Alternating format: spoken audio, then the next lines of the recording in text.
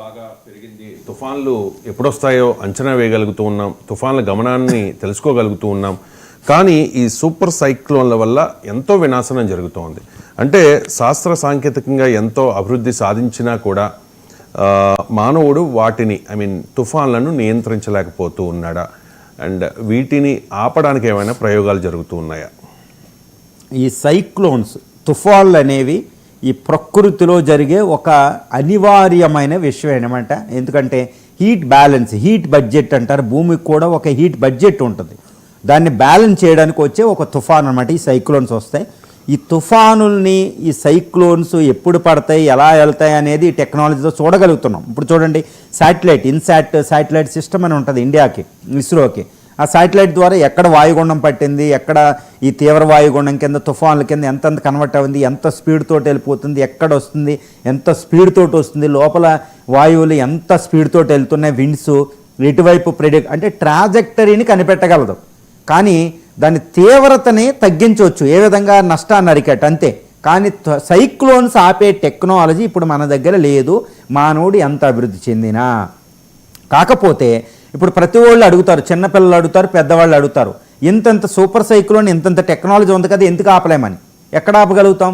కానీ దాని మీద రీసెర్చ్ అయితే జరుగుతుంది. రీసెర్చ్ అంటే United states of America various climatic institutions, అంటే శీతోష్ణ స్థితి శాస్త్రానికి సంబంధించిన వివిధ ఇన్స్టిట్యూషన్స్ అద్భుతమైన రీసెర్చ్ చేస్తున్నాయి. అది కూడా రీసెర్చ్ ఏదో తుఫాన్లు ఆపేయడానికి కాదండి, తుఫాన్లు ఆపడం కాదు, దాని తీవ్రతను తగ్గించడానికి, ఒకటి, రెండు, దాని యొక్క ట్రాజెక్టరీ, ఆ మార్గాన్ని మార్చడానికి. ఫర్ ఎగ్జాంపుల్ హుదూద్ తుఫాన్ 2014 డైరెక్ట్ వైజాగ్ని అటాక్ చేయబోతుంది. వైజాగ్ని అటాక్ చేయబోతుంది కొన్ని వందల కిలోమీటర్ల అవతల ఉన్నప్పుడే దాని యొక్క రూట్ని మార్చవచ్చు, దాని ప్రయాణ మార్గాన్ని మార్చవచ్చు. ఏ విధంగా? సముద్రం మీద అది ప్రయాణం చేస్తూ వచ్చే మార్గంలో ఈ సముద్రం మీద స్పిల్స్ లాంటి కొన్ని కెమికల్స్ వేయడం వల్ల ఈ సముద్రముల ద్వారా వచ్చే నీటి ఆవిరి యొక్క ట్రాన్స్ఫర్ని ఈ సైక్లోన్కి తగ్గించవచ్చు, అంటే ఫ్యూయల్ని ఆపేయచ్చు.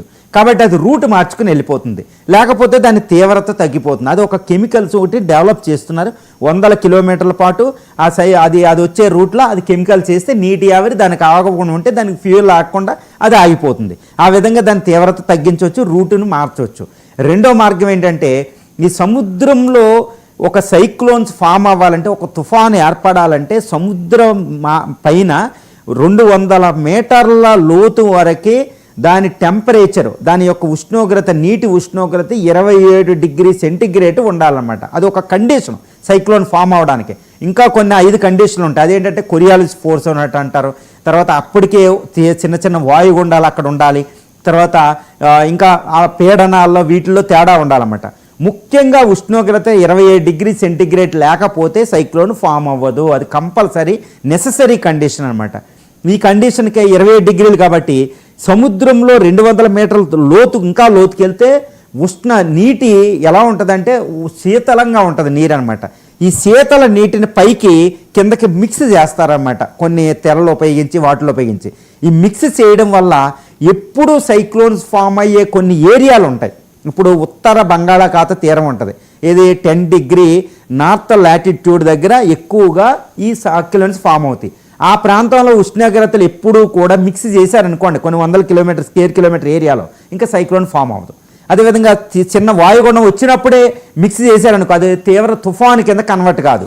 ఆ విధంగా సైక్లోన్స్ని కన్వర్ట్ చేయొచ్చు, దాని తీవ్రతను తగ్గించవచ్చు, దాని మార్గాన్ని మార్చవచ్చు. అదేవిధంగా అది వచ్చే ప్రయాణాన్ని కూడా ఆపవచ్చు అనమాట.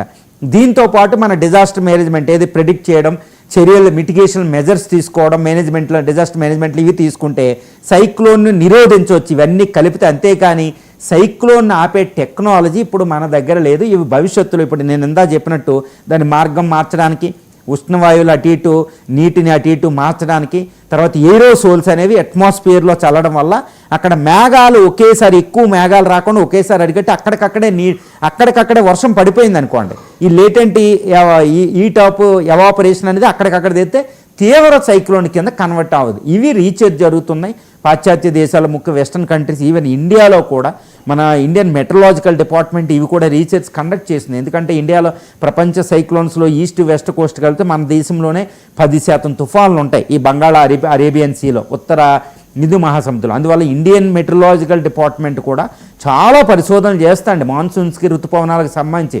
One of the best climatic organization Indian meteorological department ఉంటుంది, భారత వాతావరణ పరిశోధన శాఖ.